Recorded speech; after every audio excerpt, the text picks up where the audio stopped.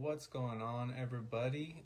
Tonight, I wanted to get on here and talk about a topic that definitely requires some vulnerability on my side.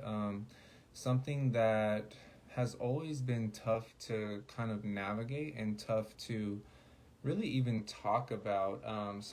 Being over 320 pounds when I was 16, clearly, like there were factors that led to that, right? And a lot of that was emotional eating. A lot of that was like binge eating episodes, things of that nature. And so, even as a health professional and even as someone who has dieted their body all the way down to 172 pounds at 6% body fat, as someone who's built a lot of lean muscle mass on their frame, as someone who has transformed their body multiple times over, it can be hard to admit that this is something that I still struggle with at times. And usually it's when, my actions or my behaviors aren't aligning with my values. It kind of rears its head and pops its head in an ugly fashion in another way, right? And this is usually through emotional eating, like using food to suppress feelings, like not feel things that I don't want to feel, right? So my point being here is, one thing that I've noticed with clients is when I'm open and I talk about these things, a ton of people really connect to it and can relate to it in some regard. And so, I mentioned that this 90-day process, it's not going to be perfect. And, I had an episode a couple of days ago that proved that to be the case. It was kind of my first hang up, my first real challenge throughout these 90 days. And I'll spare the details, but in and of itself, I essentially was emotional about something, was feeling some type of way, and kind of made myself feel better through food, right? And it wasn't like a crazy binge or anything, but it was like, definitely ate over my calorie target, right? And so I wanted to give a couple takeaways on how you can navigate that because, I believe that a lot of people deal with this, and I think it's not talked about enough, especially from a male's perspective. And it's just something that we need to shine a light on and really pay attention to, right? Because that I think just about all of us have some sort of disordered eating. It may not be emotional eating, or it may be some form of emotional eating, right? And so I would say two takeaways is this, right? Is one thing is just know that like it's not the end of the world, right? The key is to pick yourself back up the next day and really kind of like dig into the awareness of like why did that happen?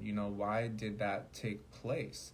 I think the worst thing that we can do is kind of just ignore it and pretend like it didn't happen. The key is to acknowledge it, build awareness around it, and commit to a different action next time, right? Kind of staying just aware of that, right? And I would say the second factor is this. If you've ever struggled with, say you're on a weight loss journey, or you have a weight loss goal, and you tend to check the scale every single day, I would say not necessarily a bad thing if you can remain objective. Now, if you're going to feel some type of way about it, don't weigh yourself daily. I mean, just don't do it. It's not going to be good for your mental state, right? But I would say, if you're objective or not, that number can still mess with your head when you have, a day where you go over on your calories, or a day you have a binge eating episode, or a day you have an emotional eating episode, right?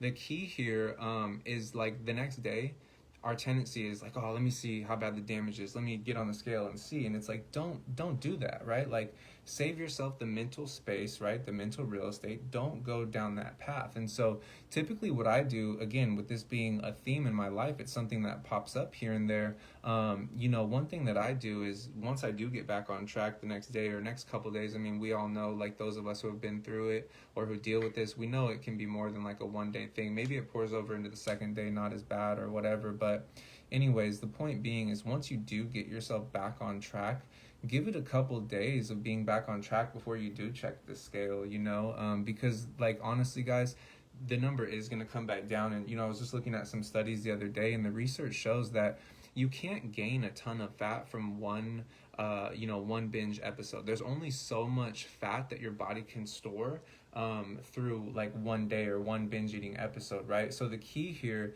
is to correct the course, right? To course correct. And then what will happen is if we do get back on track and don't weigh ourselves for 2 to 3 days, that water weight is going to come off, right? And we'll see that the damage was really not that bad. So the key, guys, is just, acknowledge this stuff, be aware of it, and really sit with it and figure out how to navigate this stuff. And, if you are someone that struggles with emotional eating or binge eating, feel free to reach out and we can have a conversation. I do feel like it's something that is not talked about enough, and should be talked about more. So anyways, I hope everyone has a good night. And I hope you enjoyed this one. I really plan to get into the deeper, emotional side of nutrition. So hopefully you'll look forward to that.